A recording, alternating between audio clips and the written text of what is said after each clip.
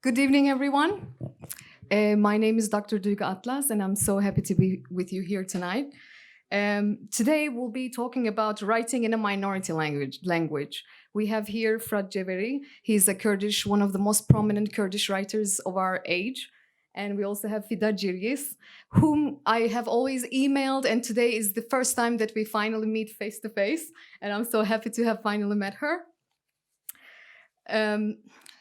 The rise of nation states and concurrent projects for establishing unitary national identities have affected many languages by reducing them to minority status. As strong symbols of ethnic identity, languages of minorities became the most obvious targets of nation states. Our first speaker will be talking about the journey of Kurdish, actually, in Turkey and his own experiences as a Kurdish writer in exile. Fırat Ceveri was born in the Kurdish part of Turkey, in Mardin, which is on the Syrian border, and began writing in Kurdish at a very young age. In order to be able to write freely, he left Turkey in 1980, just before the 1980 military coup in Turkey, and settled in Sweden. He has been active within the Kurdish literary movement ever since, with 20 books. Actually, now I think it's 21, because he has another book coming out in Sweden these days. He has 20 books to his credit, and a further 20 books he translated. Ceveri's novels and short stories have been widely translated and also adapted for cinema and theater. He's a member of the Swedish Writers' Union, has been a board member of Swedish PEN, and chair of the Writers in Exile Committee. Fırat? I am very happy to be here in Jerusalem. Very happy to able to say a few words about Kurdish literature. I would have liked to speak Kurdish, but I know that not many of you understand Kurdish. I use 3 languages daily: Kurdish, Swedish, and Turkish. English is my weak side. So that's why I asked Duygu to help me. She will read my speech and we'll see you in question and answers. So that means you're stuck with me. Yeah.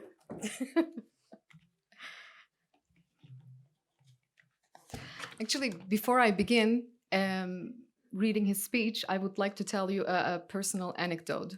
Fırat's books were translated into Turkish, and years ago I started reading his novels actually in Turkish, and years later I finally got to meet him. It's one of the best moments in my life, because he's among the Kurds in Turkey and also in diaspora. He's one of the great names of Kurdish literature.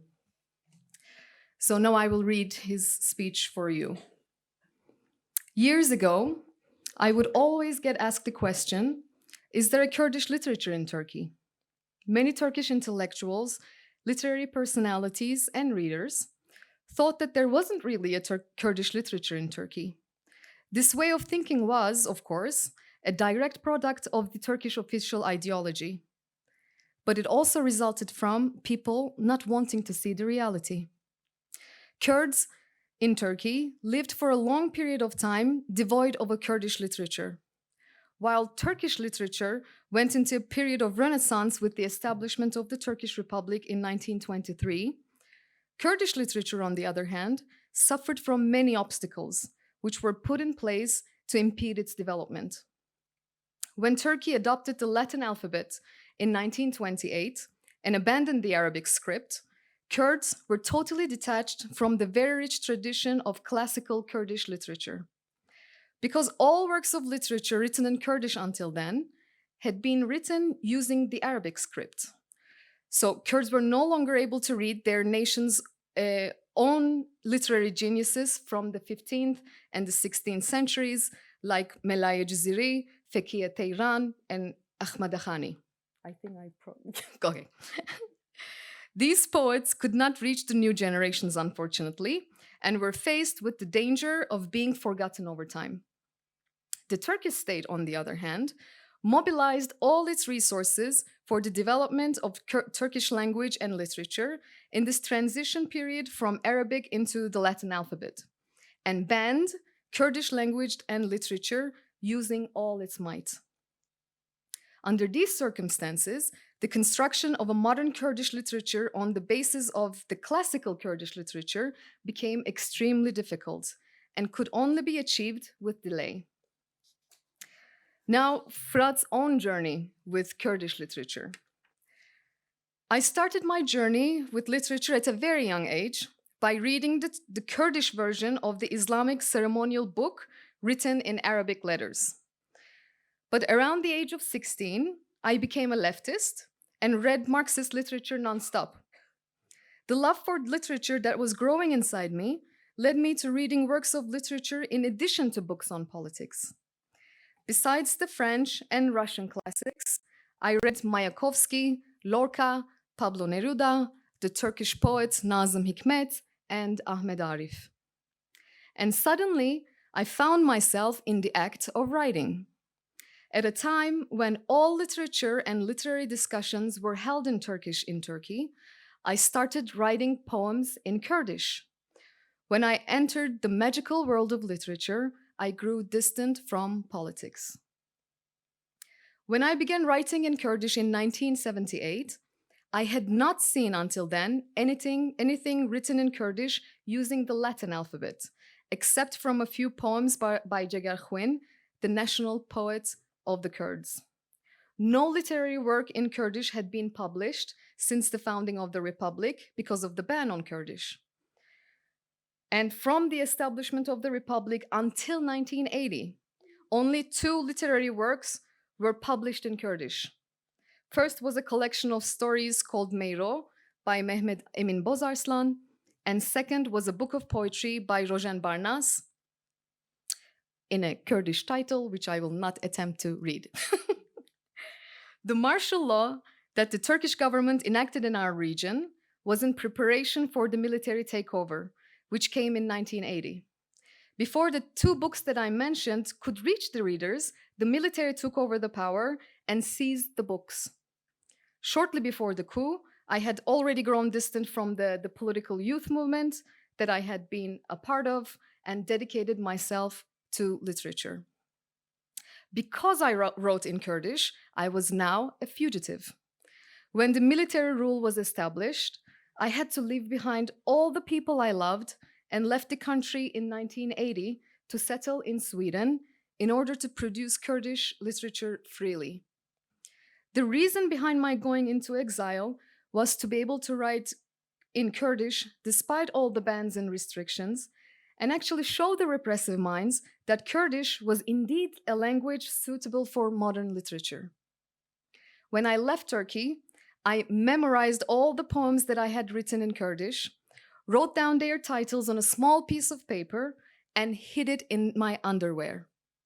When I crossed the Turkish border, I planned to write all of them down so that I wouldn't forget them. I arrived in Sweden in July 1980. I sat down and wrote down all the poems. And in August 1980, I published these poems as a book called Eriştiken, They Are Attacking. I was overjoyed. Here I was, having published a book in Kurdish despite all the repression. I promised myself that I would do everything in my power to keep this language alive. That's why I had to continue my literary journey. A month after the publication of my book, the September 12th military coup happened. On one hand, I was happy that I left the country, but on the other, I was so sad to see the country turn into a dark dungeon overnight and see young people like myself being thrown into the darkest corners of that dungeon. I found refuge in literature, the only way for me to overcome these hard times. I worked day and night without stopping. My journey continues ever since. This year marks the 40th year for me in exile, And the number of books I have written and translated is also 40. The literary journal Nudem, which I edited for 10 years, has also published 40 issues. Now, I would like to say a few words about the ban on Kurdish in Turkey. Banning a language can be best described as a disgrace for humanity, and it is equally shameful that such a ban continues in the 21st century. In this technological age, while the human race is exploring the space, it disturbs me that in Turkey, we're still discussing whether there is a language called Kurdish and whether this language has a literature. But this is Turkey's reality. Since the establishment of the Republic, we have had these discussions. On one hand, Turkey sought to model itself after the West, but without the West's colonialist impulses, and create a democracy. But what was created was a totalitarian, nationalist, and militarist system. And this system has exercised a ban on Kurdish since the 1920s. Literature needs a language. Even the holy books start with the sentence, "First there was the word." When the word is put down in writing, it becomes eternal and can be transmitted from one generation to the next. In order to produce literature in a banned language and introduce that literature universally, you either have to be a genius or a magician.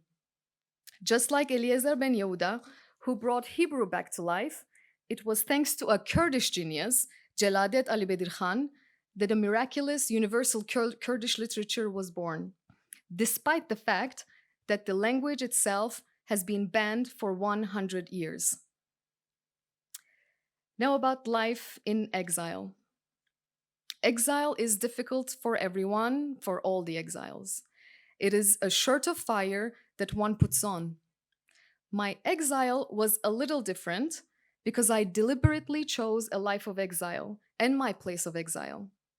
Before leaving Turkey, I thought that I needed to choose a country where I could easily write in Kurdish, and that country was Sweden. Literature and not politics was the reason for my exile. I had gone into politics at a very young age and also caught the literature bug at a very young age. That bug had pulled me away from politics, and I dedicated myself solely to literature. In Turkey, even writing a love poem in Kurdish, let alone a piece of work with political content, was considered a criminal act, like drug trafficking. In Sweden, I was able to produce literature in a free environment. I improved my Kurdish and wrote and said whatever I wanted. Literature and this free creative environment made exile and all its difficulties a little easier. Like all exiles, writers also suffer from nostalgia and the depression it brings on sometimes. But I have always turned to literature to find hope and taken refuge in it. But it still was not easy.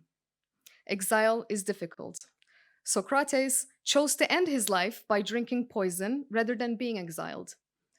Kurt Tucholsky, the writer who fled Nazi Germany and took refuge in Sweden, could not bear life in exile and took his own life. Actually, writers sometimes live a life of exile in their own countries. Being a writer means withdrawing into one's own world and creating new worlds, new places, and new people. While exile consumes some writers, it creates opportunities for others and make them more productive. Generally speaking, exile has played a positive role for Kurdish literature and for myself personally.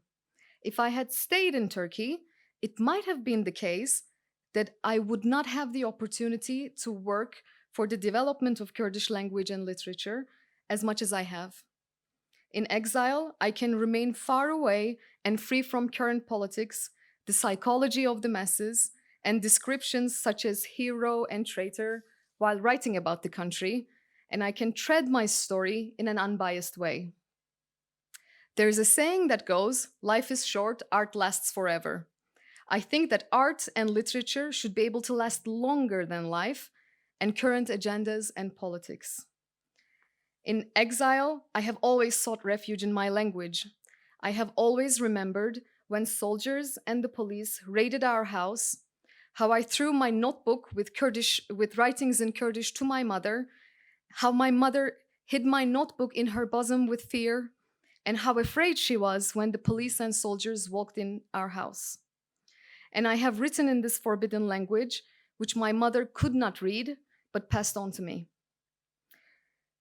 As I tried to keep our language alive in exile, our language kept me alive in exile.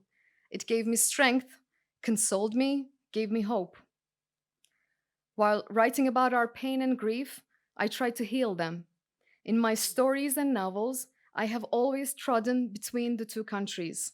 And for a long time, I traveled in my dreams between the two countries. Modern Kurdish literature is also a literature of exile. It developed in exile, and it gave its first fruits in exile. At first, it was in places like Damascus, Yerevan, and Stockholm that Kurdish literature found itself a home. It was in these places that for the first time, Kurdish works of poetry, stories, and novels were published, building a bridge between Kurdish literature and modern world literature. Journal Hawar and Hawar publications, which started to be published in Damascus in 1932 under the leadership of Jeladet Ali Bedir Khan, laid the foundations of modern Kurdish literature and played a central role in the standardization of Kurdish. Unfortunately, after Jeladet Ali Bedir Khan's passing in 1951, the Hawar school fell into silence. We observed the same inactivity in the Yerevan school following the fall of the Soviet Union. So after 1980, the Center of Kurdish Literature and works on Kurdish language shifted to Stockholm. Here, the works which had been published by the Damascus and the Yerevan schools were reprinted in order to introduce them to younger generations. Until the 2000s, tens of journals and hundreds of books in Kurdish were published in Sweden. After the 2000s, the Kurdish literature, which began to blossom in Sweden, began to fade. Kurdish journals were discontinued and publishing houses were closed. And the center of Kurdish literature shifted once more to Turkey this time. In the early 2000s, with the relative easing of restrictions on Kurdish language, many Kurdish publishing houses were established in Istanbul and in Diyarbakir, and Kurdish journals began to be printed again. Iraqi Kurdistan has become a sovereign entity in all aspects, emerging as another important center for Kurdish publications. I hope that Kurdish literature that faded in Damascus, Yerevan, and Stockholm emerges ever stronger this time in these two places. Lastly, he would like to say a few words about the themes in his works. I deal with people. I pick my characters from people around me, people I know, am friends with, people whose internal worlds I am familiar with. I cannot say that I treat them as a whole, complete with their sadness and happiness, because in the process of writing, I realize that their pain overshadows the happiness. These people are victims of politics. These people did not choose a normal life. They worked to change the life and the system that exist. They paid heavy prices. They experienced arrest, all kinds of torture, and life in exile.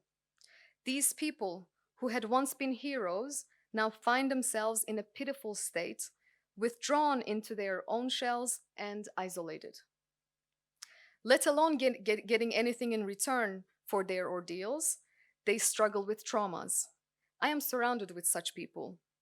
That's why I want to draw the attention to my self-sacrificing people who need rehabilitation.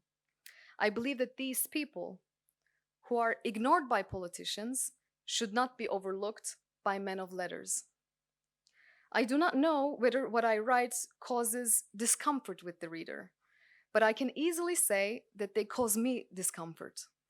Although what I write is fiction, I feel devastated as I dive into the worlds of my characters and witness their pain. While writing, I forget that it is fiction and often burst into tears. When I write, I am saddened, angry, and uneasy. That's why I make people sad, angry, and uneasy. Thank you so much.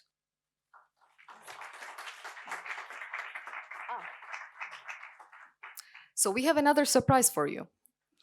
To thank you for coming on a Thursday evening. You know, פיראט writes in Kurdish, and not everyone knows how Kurdish sounds, actually. And we also wanted to make Kurdish more visible and give it some stage. So Samaret and I, we translated a page and a half from one of his books, which I read in Turkish. You see the play between languages. So we translated it, but first פיראט will read it in Kurdish to you, so you get the sound of the language a little bit. Hocam buradan.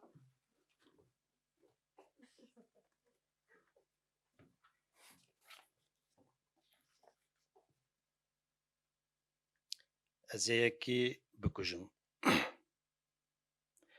Gava sibehê zû saet 6:13 deqîqeyan de ji xeweke giran kabû şiyar bûm. Laşê min giran bû. Her derê min değişiya û dijeniya.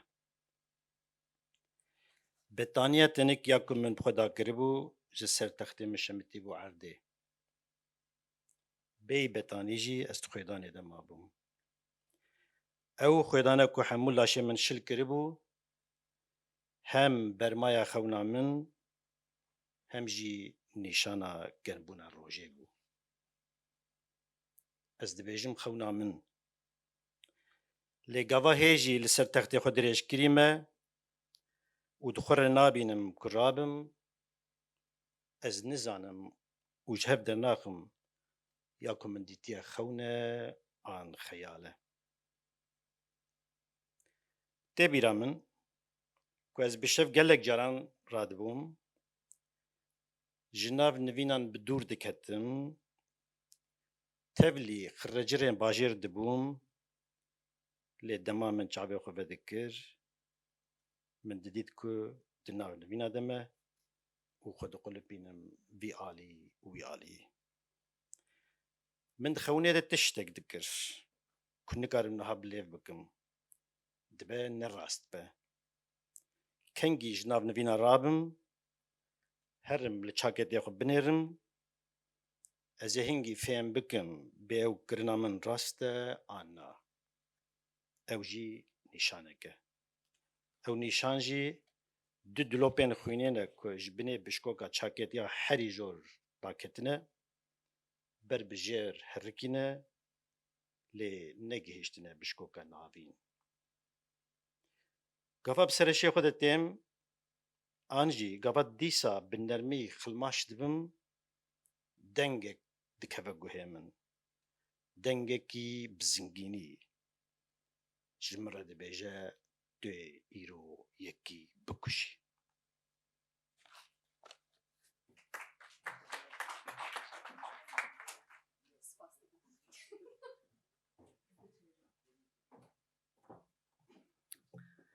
גופי היה כבד עליי כשהתעוררתי מחלום מלא בסיוטים בשעה מוקדמת מאוד בבוקר, בשעה 6:13. כל מקום בגופי כאב לי והשמיכה הדקיקה שהייתה עליי נפלה לרצפה. למרות שלא היו עליי בגדים, הייתי ספוג בזיעה. הזיעה שהרטיבה את כל גופי העידה על החלום שחלמתי, אך גם על מזג האוויר החם. אני אומר חלום, אבל אני לא יודע אם היה זה חלום או שמא הזיתי בהקיץ, מפני שאני עדיין שוכב על המיטה ולא מצליח לקום. רוב הלילות שהתעוררתי בהם אני נזכר, הייתי יוצא מהמיטה ומצטרף להמולת העיר. ברגע שפתחתי את עיניי ידעתי שאני במיטה והתגלגלתי מצד לצד ללא הפסקה. עשיתי משהו בחלום, אבל איני יכול להסביר כעת מה הוא היה. ייתכן שזה לא היה אמיתי. אני אוכל להבין אם היה זה אמיתי ואם לאו כשאלך להסתכל בג'קט, מפני ששם נמצא הסימן, והסימן הזה הוא 2 טיפות דם שטפטפו ממש מתחת לכפתור העליון של הג'קט. הן לא הגיעו לכפתור השני. ברגע שאני אתאושש, או שמא אני עדיין בנערות לשינה, קול מגיע לאוזניי, קול מהדהד שאומר לי, אתה תרצח היום מישהו. בתחילה הקול הזה מפחיד אותי, אבל לאחר מכן הוא מרגיע. עד כה כל מה שהקול הזה אמר לי קרה. לעתים הוא נכנס לי לחלומות ולעתים הוא נראה כמו חלום בהקיץ, אבל לרוב הוא מהדהד באוזניי. לרוב הוא רוצה בטובתי, הוא מספר לי מה יקרה, מה אעשה, מה יהיה העתיד של הקרובים שלי. אני רואה דברים שאף אחד לא רואה, ומכיוון שאני רואה את הדברים שהם לא רואים, הם לא מקבלים אותי לשירותיהם. הם מתעצבנים עליי ומפסיקים לדבר איתי, הם גם לא מבינים אותי. חלקם סבורים שהייתי אדם אחר לפני שנעצרתי, אבל כשנעצרתי בגללם, רובם הפנו אליי את גבם ועזבו אותי. עזוב אותך מביקורים בכלא, אף אחד מהם אפילו לא כתב לי שורה אחת על מנת לחמם את ליבי בין הקירות הקרים. הבוקר הזה, הבוקר השחור הזה, התנפל על גופי השברירי כמו סיוט ונגס בי. אני לא מצליח לצאת מהמיטה, בשום אופן, כאילו שמו אותי במכתש והיכו בי עם האלי, כאילו שכלבים לעשו את גפיי. כל גופי כואב לי, הלוואי שלא אצליח לצאת מהמיטה היום, ושאצליח לעצור את הקול הזה ולא לרצוח אף אחד.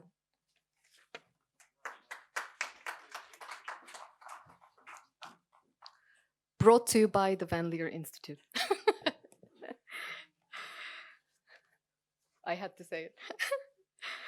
Our second speaker today is Palestinian writer פידה ג'ריס. She was born in Lebanon, grew up there in Cyprus, and returned to her native village of Fasuta in the Galilee in 1995, following the Oslo Accords. She has lived in the Galilee, the UK, Canada, and Ramallah. Girius, who writes in Arabic and English, has published 3 collections of short stories in Arabic: Our Small Life, The Khawaja, and The Cage. She took part in Kingdom of Olives and Ash, a Washington Post bestseller on 50 years of Israeli occupation, and Amputated Tongue, Beloshon Kruta, a Hebrew anthology of Palestinian literature. Girius is currently working on her memoir, in which she chronicles her family's return to Israel and her life as a Palestinian there. פידה?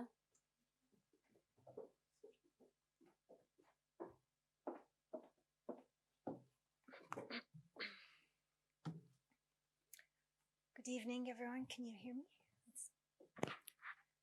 Good evening, everyone. Thank you for coming. Like פיראט, my writing began in exile, but it was not voluntary exile. My family and I were in forced exile that millions of Palestinians continue to suffer from today. My father experienced the Nakba as a child and became a political activist. Thus, in 1970, he found himself in exile in Lebanon with my late mother. In 1983, I lost my mother to the war with Israel. We were broken and battered after Beirut, and our exile continued in Cyprus. As a child, I was an avid reader, and my father encouraged this habit. When he visited Arab countries, he brought back stacks of books and cassettes of music and plays. It was very important for him that his children did not lose their language. Thus, while I studied English and French and picked up Greek from my surroundings in Cyprus, my Arabic continued to be strong, and I very much identified with our culture and traditions. Arabic is a beautiful, poetic, poignant language that offers a myriad of expression which sometimes exceeds that of English. As a child, I compiled a little magazine in Arabic that I got my parents and brother to subscribe to. I wrote 2 issues of it, and my father kept them until today. I loved not just the language, but the window into our culture that it gave me, the belonging that we were so thirsty for, stateless and without a home, like all the people of the world. We did not imagine that we would ever go back to our country. I read the works of Palestinian writers such as Ghassan Kanafani, Mahmoud Darwish, and Samih al-Qasim, and I listened to our songs of pain and longing.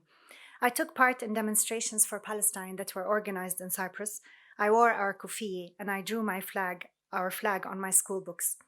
Palestine was something we dreamed about, but we did not have a concrete picture of a place that we could go back to. Then in 1994, our exile ended abruptly and unexpectedly, for us at least. After the Oslo Accords, we were among a very small number of Palestinians who could return to their village inside Israel. I was 22 years old, and it was the biggest shock of my life. Coming back to Israel was something I could not possibly be prepared for, and I struggled deeply after I got here. I searched for Palestine but could not find it. I felt an alien presence and jarring occupation in every step I took. At this time, I began to write a diary in which I journaled my thoughts. I was overwhelmed and lost. And in writing, I tried to find a refuge and to make sense of my world, but it was not to be, and 8 years later, I left to Canada. There, my writing began. It was when I found myself again in a situation of exile that my longing for my homeland erupted once more, and I started trying to come to terms with my return and the years that I had lived there. The writing did not happen by a conscious choice. One day I was sitting in my apartment, cold and lonely with the snow outside, and I took a pen and paper and wrote a short story. I surprised myself because it was about people in my village, the very place I had run away from, saddened and alienated. I wrote more stories. Some were funny, some were sad, and most of them shone the light on this segment of people that face poverty and discrimination in their daily lives in the state, and yet go on living and fighting for their bread and dignity. The stories began to be published in Arabic newspapers. In 2009, I resolved the conflict of being so homesick and came back, this time to Ramallah. Here I was to see the occupation for the first time, to live on the other side, which is essentially the other face of the same coin, the coin of being repressed in this state as Palestinians, whether in Israel or in the territory, just in different ways. Here my writing went deeper. I began to look at the suffering of people around me, at a horrendous, soul-crushing political reality, at people crossing checkpoints and facing fear and death each day, and at hardship in everything from work to education to health to no peace of mind, no matter how hard we try. I published 3 collections of short stories and took part in an anthology on 50 years of the occupation. Now, I'm writing my memoir, telling the story of my family and the story of Palestine in one. Listening to Firat, the similarities abound. In recent years, the Arabic language has also come under attack in Israel through the proposed nation-state law, which gave inferior standing to Arab citizens and against which there was a huge outcry. There have also been attempts to downgrade Arabic from the status of an official language, though 1/5 of Israel's citizens are Palestinians. Just under half of Jewish Israelis are Mizrahim. They originate from Arab countries such as Iraq, Yemen, and Morocco. Their songs, food, and culture still reflect this. Yet the state has the same attitude towards Arabic as it has towards the Arabs, treating it as an inferior enemy language. Very few Israelis speak or understand Arabic, and many do so only for the purpose of working in the intelligence services or such. The Palestinians may be a minority in Israel. In fact, they were forced to become a minority after most of them were expelled from their country during the Nakba. But Arabic is certainly not a minority language. It is spoken by about 400 million people in 22 countries. I do not see myself as a minority in my country. Rather, I see the unfair situation that exists in which a demographic balance is forced by not allowing Palestinian refugees to return to their homes. My writing often reflects my anger at the injustice, the callousness, and the refusal to acknowledge the wrongs or right them by the Israeli establishment and by the people at large. Writing for me has taken on many functions beyond the usual reasons for which people write. Like many other works, it expresses pain and frustration. It provides an outlet through which we can cry out, we can document, and we can persevere. It also gives us other channels to cope with the pain, especially using dark humor or satire. Living in Israel for a Palestinian is an exercise in surrealism every day. The state has woven such an intricate web of discrimination, fear-mongering, and repression against us that one wonders at the ingenuity with which this has been done. It is tragic, I always think, how far this effort could go in achieving peace and harmony if it was channeled in that direction. But my writing has also been a bridge between my two people. The separation wall that Israel has built between it and the Palestinian territory did not just sever Israelis from Palestinians living there. It also severed Palestinians on both sides of the wall, those who are Israeli citizens and those who are not, from each other. To me, traversing and living on both sides, it is heartbreaking how far this has fragmented an already scattered people, scattered in Israel, the West Bank, Gaza, the Arab countries, the West, scattered even further into those who live in the refugee camps and those who do not, scattered by the color and nature of their IDs and passports, if they have them. To have this divide inside our homeland is one of the most painful of all. Thus, I write about one audience for the other. I take my stories back and forth across the divide.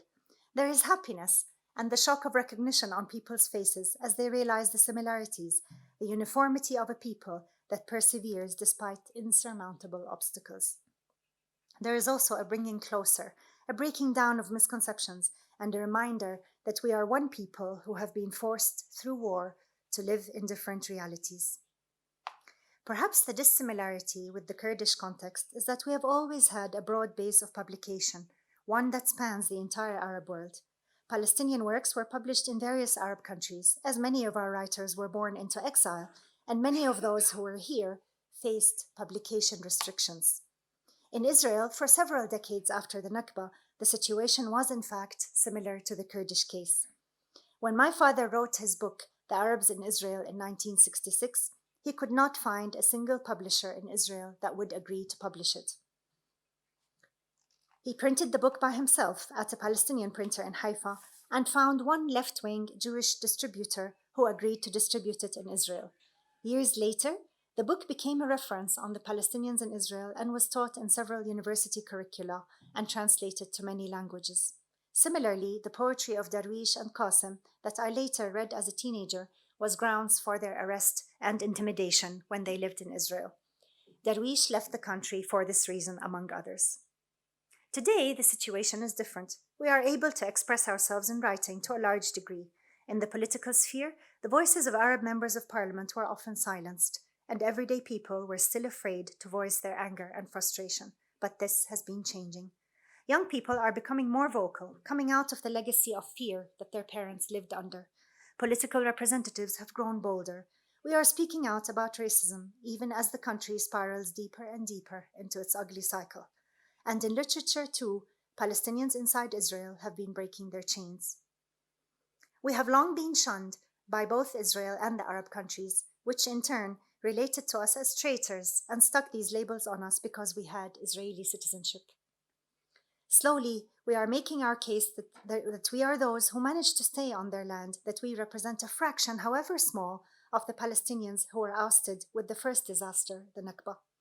In literature, many young voices are moving forth to take our rightful place, to tell the story to fellow Arabs as well as to Israelis, to raise a voice that has long been repressed.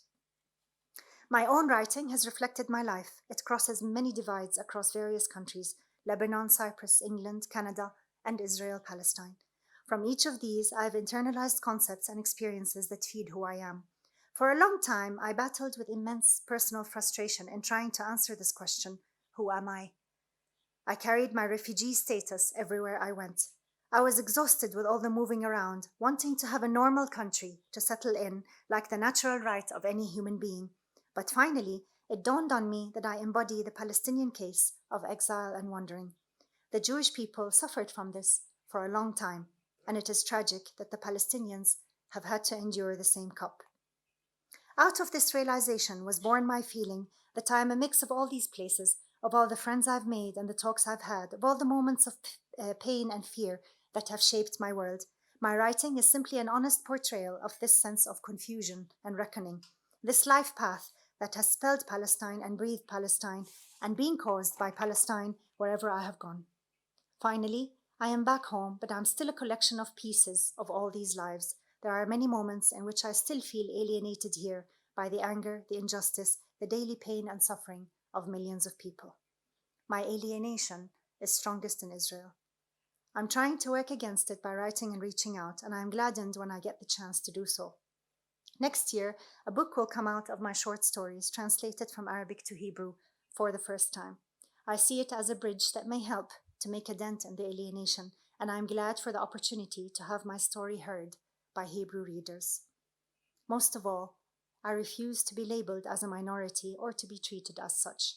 I do not see myself as a minority, but as part of a thriving people that continue to weave their lives in conditions that would make many others give up in despair. My people, like my language, are proud, persevering, and beautiful. They are deserving of long-awaited justice to stop their pain. And until then, we continue to write, sing, draw, paint, make music, and do whatever it takes to make our voice heard. Thank you.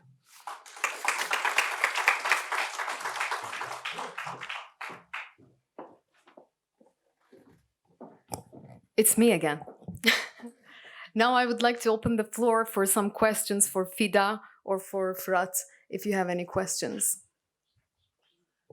Yes, please. It's Euphrates. Prat, like in Hebrew, Euphrates, the river. So that's in Turkish, in Kurdish. Thank you very much. And I noticed when you read your piece, your part of your book in your language, in Kurdish, I noticed that there was some guttural sounds, the het, the ayin, which are similar to Hebrew and Arabic.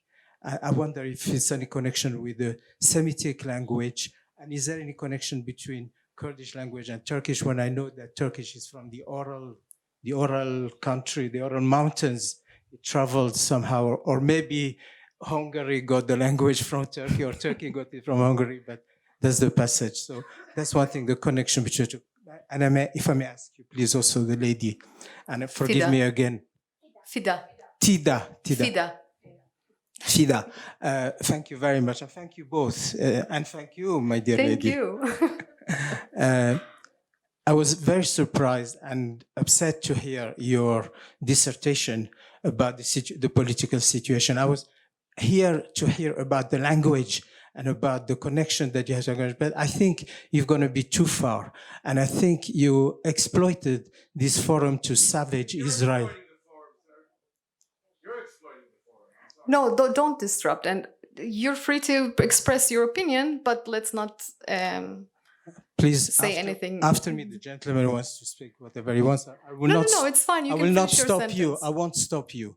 No, I'm just surprised that there is so much freedom here, and you haven't mentioned that aspect of life in Israel. And you said about when you came to settle in Ramallah, and you spoke about the repression of people on both sides. But if you take a trip to academia or the hospitals, and you see so many Palestinians working there, and you hear Arabic language spoken all over, and I hope that you'll take that trip and maybe you'll change your mind. Thank you. First, I will translate for פיראט what you just asked in Turkish. That's the relationship that we have. But I promised him actually that I will learn Kurdish. So, perfect. Go ahead. Take the mic. You can use the mic actually.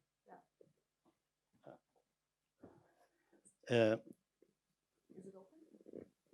Yes, it's open. You can. Kürtçe ile Türkçe aynı dil grubuna dahil değildir. Kurdish and Turkish are not from the same language family. Kürtçe, Hint ve Avrupa dillerine ait. Kurdish is an Indo-European language.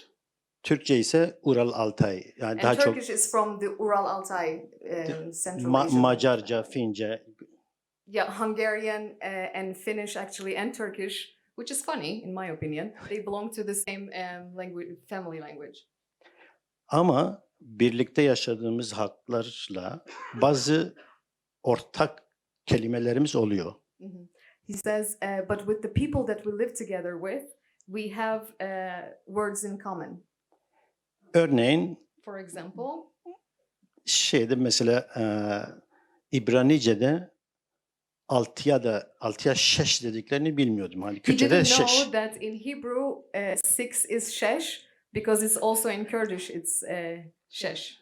Kürtçe daha çok İran, yani Farsça'ya daha Kurdish yakın. is closer to Persian. Bu kadar. That's it. And Fida? But in Kurdish we say spas. That's like something that you can take away from tonight, actually. Okay, thank you for the question. In reality, perhaps the reason that I spoke about the political situation is because in my case, the title of the lecture was Writing in a Minority Language. And for me, My writing has always been very, very intricately involved with the political situation and so on in this country. So when I display my case or I talk about my particular case, it is because my writing is very much interwoven into the reality I see every day. I did say that things are changing towards the end of my speech. I'm also aware, of course, that Palestinians do enjoy a degree of employment freedom and education freedom and so on in Israel. But I have many, many, many experiences which I am recording in my own book, experiences of looking for a job, of facing discrimination, experiences even of going to the mall and being uneasy sometimes to speak Arabic. So while the general picture, I agree with you, yes, there is a certain degree, but there is still much that remains to be done for Arab citizens to truly feel a measure of equality in this state. Thank you.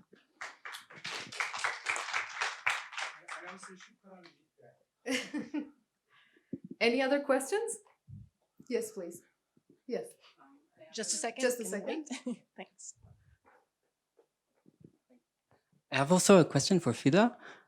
I wondered if you could, for a few minutes, talk about being a Palestinian woman writer, because women are so often associated with the reproduction of culture, the family, and you're now doing it in the reproduction of words. And I wondered if you could just talk a little about that experience.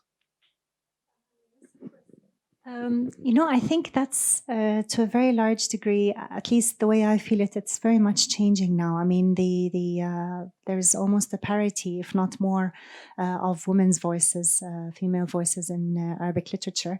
And, I'm very happy to say that line is, I feel that it's breaking more and more every day.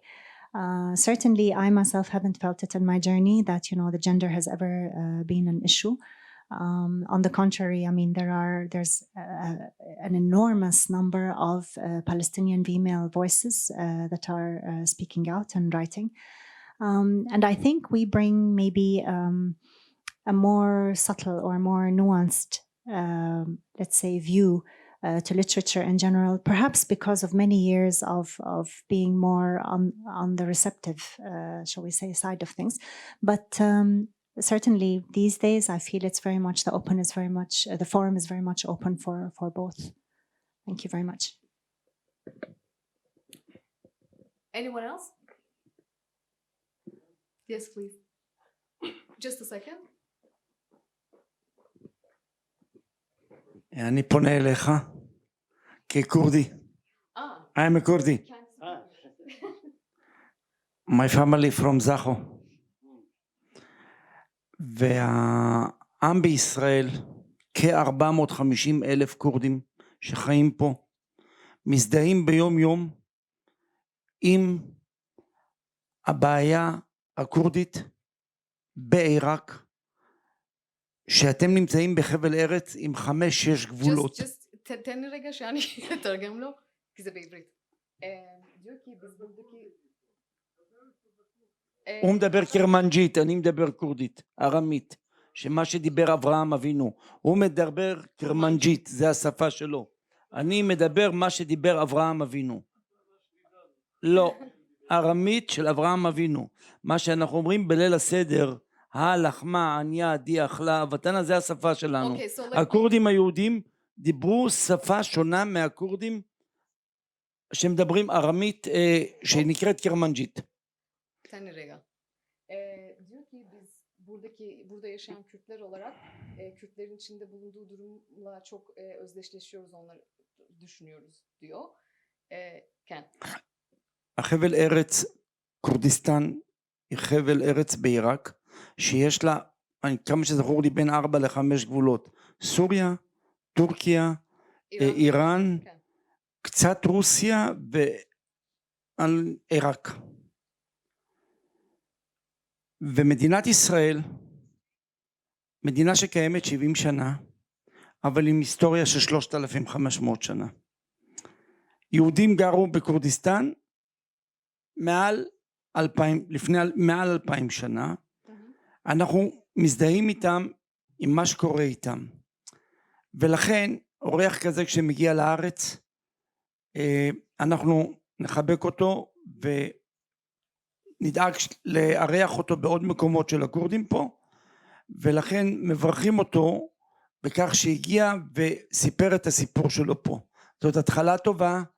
יש לנו קשר יומיומי עם הכורדים בעולם, הם כ-50 מיליון, הם עם גדול, הם נמצאים בכל העולם, בקנדה, בגרמניה, באוסטריה, באיפה שהוא גר, בשוודיה, בהולנד, אנחנו נפגשים איתם, יש לנו מפגשים, אנחנו נוסעים לשם, יש לנו קשר טוב. אני אשכח אבל מה שאמרת, אז אני צריכה לתרגם. תן לי רגע. Diyor ki biz buradaki Kürtler olarak hani siz Kürdistan, bütün Kürdistan'da yaşayan Kürtlerin durumunu anlıyoruz, çok sempati duyuyoruz diyor. Ve senin buraya gelmiş olman onları çok mutlu ediyormuş. Onu dolaştırmak, kendi Kürt cemaatini de tanıtmak isteriz diyor. Bu çok da güzel bir başlangıç diyor. Sikamti, כאילו, מה שזכור לי. ולציין, בגלל שאנחנו מדינה דמוקרטית ומדינה שוחרת שלום, אני לא רוצה להגיד עוד דברים על דברים אחרים, הוא מוזמן להיות חלק, אנחנו איתו במאבק ושמחים ותודה רבה. תודה רבה. Seni ağırlamak isterlermiş, öyle söyledi. Oh, sorry. That was yeah. So he is actually from, his family was from Zaho, so he's also Kurdish, a Kurdish Jew. So he was actually saying how happy they are as the Kurdish community in Israel that a Kurdish writer comes to Israel and speaks about his experience. And actually there was an invitation for him so that, you know, to introduce him to the community here. And he said it's a very good beginning that he is here. Right? I covered all. Yes. Yeah. Madma. Çok teşekkür ederim. Gerçekten de yani burada He thanks you very Yahudi much. Kürtlerin olduğunu biliyoruz biz de. He knows, and he says that we as Kurds know that there are Kurdish Jews in Israel. Resmi olmamakla beraber yaklaşık olarak 300 bin Yahudi Kürdün İsrail'de olduğunu tahmin ediyoruz. Unofficially, he says like around 300,000 Kurdish Jews live in Israel. Kürdistan'ın bütün parçalarına, From all parts of Türkiye'den, Kurdistan. Zaho'dan bahsetti. Zaho, You daha çok spoke about Zaho'dan gelmişler. Zaho. Most of them came from Zaho, but also Irak'tan, İran'dan, Suriye'den from Iraq, Syria, and Turkey also. ve burada hala yani birinci nesilden kalan hala Kürtçe konuşan yaşlıların olduğunu da biliyorum. He knows that there are elderly people from first generation who came here who speak Kurmanji. Kurdish. Kurmancı belki de yani Soranice'de konuşuyor olabilir. Maybe Sorani, he says. Sorani is the dialect of Kurdish spoken in Ve bunun Iraq. dışında burada bazı yani aktif olduklarını da biliyoruz. Yani müzik grupları var, Nevrozları kutluyorlar, düğünlerinde Kürtçe müzikler çalıyorlar. And Ona çok seviniyoruz. he says we as Kurds are very happy that the Kurdish Jewish community here, he says we know that they sing Kurdish songs in their weddings and they dance to Kurdish songs. You celebrate Sanhedra, I think it's the celebrations. Is it called, what is it called? Sahrane, yes. It's kind of like the Kurdish Nevroz. And it's exactly. So he says that, it makes Kurds really happy to see that. Ve beyefendi bana rehberlik ederse ben And if you will be his guide, burada bütün bu Yahudi Kürtlerinin dernekleri artık nerede varsa görmek isterim. that he would go to your association and he would like to see everything actually. See, building you. bridges between people.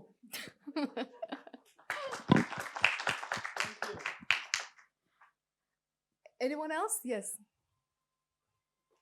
So that's also. We're getting into the mood.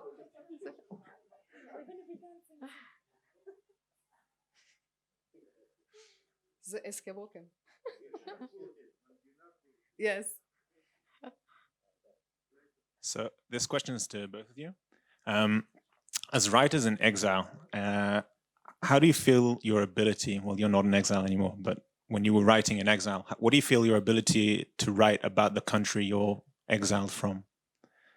Like with years, specifically to you, if you're for many, many years away from your home country, how do you feel your ability is to write, to continue writing about that when you're not there?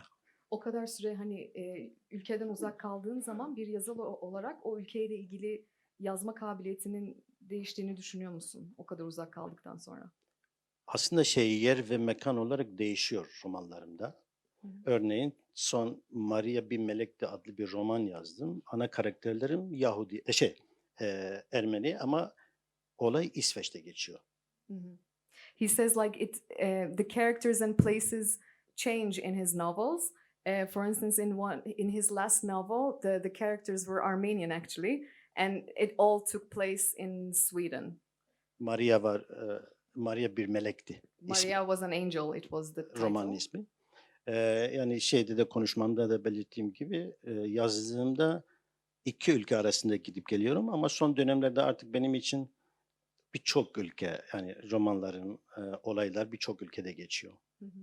He says like I always go in between two countries. He says like I said in my speech and so also in his stories he always goes back and forth from Sweden and Istanbul, but he says recently his characters and the places in his novels are from all over the world actually. By the way, he just came from Erbil, from Iraqi Kurdistan. So maybe we'll see it also. Değil mi? Irak Kürdistan'ı da görebiliriz belki romanlarınızda. Tabii. Belki Kudüs'ü de görebiliriz. And he says maybe we'll see Jerusalem now in his novels. Teşekkür ederim. And Fida? I think mainly what happens when you're writing from a distance or from exile, the writing tends to be somewhat romanticized and a little bit, or not a little bit, sometimes quite far from the actual reality of the place. Most of it is what you read from the writings of others and what is passed to you orally from your family, from your friends, and from tradition and so on. For me, when I came to the place and I began to write about the place, everything suddenly became very concrete. Suddenly I wasn't, there wasn't so much this sort of imagined entity that you're dealing with, but rather some, daily life around you. And that took a while to cross that divide because, when you are so infused with something and then you come and see reality, it does take a while to make that transition. But definitely I can see it even today in the writings, of Palestinians who write from here and those who write from abroad. There is a very big discrepancy. There is almost a romanticism that prevails over the writings of those who write from abroad versus a very real grounding, if you like, and sometimes a more cynical even taste of those who write from here. Could I ask another question? I follow. Do you feel that when you're in exile, when you're writing from far away, that maybe your themes are more universal? So I haven't read any of your books, so I don't know. But are your themes more universal and maybe less to do with the minority question or being a minority? It's just more universal themes? When I was in Canada, I was writing my stories as I told you. But at the same time, when I was in Canada, I actually drafted a woman's fiction novel, which had a Canadian hero and took place in Canada and was about something, it had nothing to do with Palestine. So in a sense, yes, it's, being in it is almost like being in the fire. You're always surrounded by it, so you tend more to gravitate towards writing about it. But פיראט can also answer the question. Diyor ki dışarıda ülke dışında yazdığınız zaman kullandığınız temalar daha evrensel mi oluyor acaba ve azınlık sorunundan daha mı uzaklaşıyor ya da senin şeyinde Kürt sorunundan. Aslında bazen sürgünde yaşamak tersi oluyor. Sürgünde yaşayanlar ülkeye daha bağlı. He says sometimes it has the adverse effect on people living in exile because people in exile feel much more connected to the home country. Ama benim zaten öteden beri ilk yazdığım öykü ve romanlarımda da çünkü insanlar bazen bir mahalleyi anlattığın zaman o mahalledeki insanlar, o insanların acısı, aşkı, onlar evrenseldir zaten. He says even if you write about your own neighborhood and the people that you know, the themes that you will deal with, like such as love, for instance, are universal themes, even if you deal with something local. Ama sadece yazdığım dil şu anda Kürtçedir. Kürtçe yazıyorum. Kürtçe yazmaktan da herhalde inat ediyorum. He says, but even he writes only in Kurdish, and he says, I insist on writing only in Kurdish. So that's also a political statement, I think.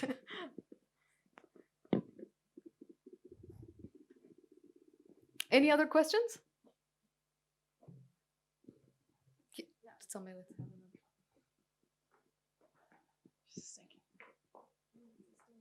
Yeah. It's kosher time for Tamelet.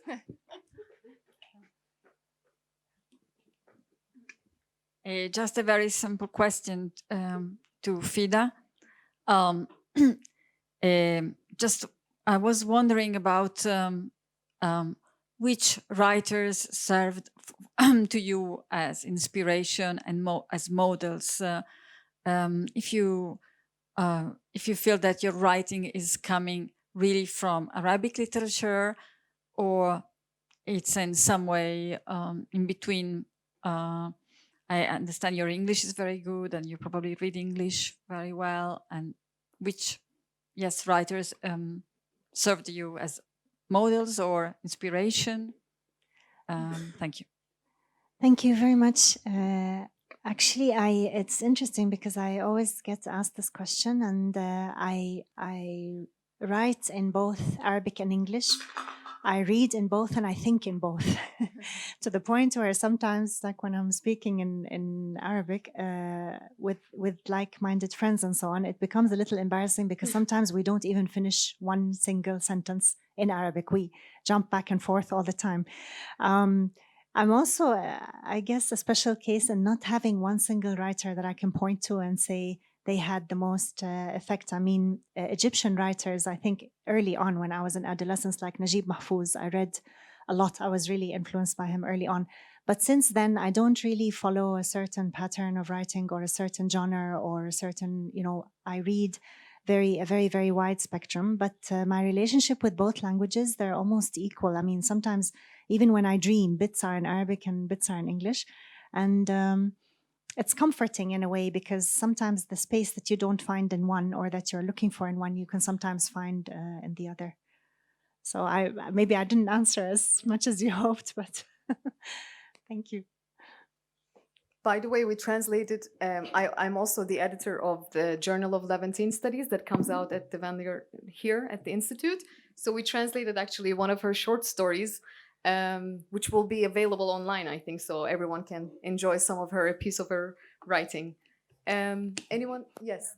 Yeah, I would like to ask about the Kurdish language. Is it for every Kurdish writer? In which script is it? It remained in Arabic script? Kürtçe hangi alfabede, hangi Kürt hangi alfabede yazıyor? Kürtçe 3 ayrı alfabede yazılıyordu. Yazılıyordu. Kurdish was written in 3 different alphabets. Eski Sovyet Birliği'nde yaşayan Kürtler Kiril alfabesini In the kullanıyorlardı. Soviet Union, the Kurds used the Cyrillic alphabet. Irak ve İran Kürdistan'ında In Iraqi and Iranian Kurdistan, orada büyük çoğunluğu Arap alfabesini kullanıyor. Hala a da öyle. majority use to this day the Arabic alphabet. Ama Suriye Kürtleri, Rojava, Suriye Syrian Kurds in Kürdistan'ı Rojava, Latin alfabesini, yani orada dil Arapça olmasına rağmen Latin alfabesini although the kullanıyor. language in Syria is Arabic, the Kurds in Syria, they use the Latin alphabet. Ve Türkiye Kürdistan'ı, hani in- çoğunluğu olan biz Latin alfabesini kullanıyoruz. And in Turkish Kurdistan, we use the Latin alphabet. Ve şunu, yani Kürtçenin en büyük diyalektiği olan Kurmancıdır. Kurmancı daha çok Latin alfabesini kullanıyor. The largest the dialect that the majority of Kurds use is Kurmanji Kurdish, and he says it's written in Latin alphabet. Umarım Irak ve İran Kürtleri de Latin alfabesine geçer ve böylece sadece bir alfabeyi kullanmış oluruz. He says, I very much hope that the Iranian and Iraqi Kurds also switch from Arabic into Latin alphabet, so Kurds all around use a single alphabet. Any other questions? If there are no more questions, maybe I make some comment and then a question again. Sure. the fact that we put two of you next, side by side, doesn't mean that, this political situation of the Arabic is similar to the Kurdish. And for example, Arabic was not forbidden here in Israel in any time, and it affected the development of the languages for sure. So what do you think about, it's a question for both of you, how the different political situation actually affected the development of the language or the establishment of the language? You go ahead. Maybe inside Israel, you mean? Yeah. Yes. I think one thing we were talking about actually just before coming tonight was the fact that for a long time the Palestinians in Israel have a problem, and I believe the problem until today exists, is that there is a severe shortage of books that can come here from Arab countries and vice versa. So what I'm finding definitely in my village, when I came there, there was really a shocking lack of knowledge of Arabic literature from the countries around us and so on. And I think this really led to very much a channelization of the language for a long time. What was taught and what was available and what was read was very narrow, and it was within certain confines. So until today, I believe the Palestinian writers inside Israel are still struggling somewhat to take their place in the Arab literature scene outside. Only very recently we have slowly becoming to be known and to be able to present our work in Arab forums and so on. I think this was probably the biggest obstacle in that sense. Samet diyor ki mesela Arapça İsrail'de hiçbir zaman yasaklı olmadı ama mesela Kürtçe yasaklıydı. Bir dilin yasaklı olması edebiyatın ve dilin gelişimine nasıl bir etki yaratıyor? Ben İsrail'e ilk kez geliyorum. Gerçekten tabelalarda İbranice'nin yanı sıra Arapçayı gördüğümde sevindim. This is my first time in Israel, and when I saw on the street signs that in addition to Hebrew, there is also Arabic. Türkiye'de maalesef öyle bir şey yok. In Turkey, unfortunately, there isn't anything like that. Türkiye'de Kürtlerin nüfusu İsrail nüfusunun hemen hemen 3 mislisidir. Actually, the Kurdish population in Turkey is 3 times the size of Israel. It's Yani almost 25-30 milyona yakın it's nüfusu var. 25-30 million Kurds living in Turkey today. Sadece İstanbul'da Only in Istanbul, 4 ile 5 milyon 4 or Kürt 5 yaşıyor. million Kurds we have in Istanbul. Yani Türkiye'de Kürtçenin hiçbir resmi statüsü yoktur. And Kurdish has no official status in Turkey. Şu ana kadar yapılmış olan sadece kişilerin vermiş olduğu çaba ve mücadeledir. What we have achieved could only happened thanks to individuals struggling to achieve those things. Konuşmamda da politik bir figür olmadığımı, çok erken parti politikalarından uzaklaştığımı söyledim. Ama Türkiye'de Kürtçenin ana dilde eğitim olması için hep mücadele ettim ve mücadeleye devam edeceğim. He says, even in my speech, I mentioned that I grew distant from politics at a very young age. But he says, as long as I live, I will work I will work for Kurdish and try to make Kurdish an official language in Turkey. Thank you. Thank you. I think, yes, we don't have much time anyways. And I would like to thank you all for coming out tonight. And we hope to see you again in another meeting. Thank you so much.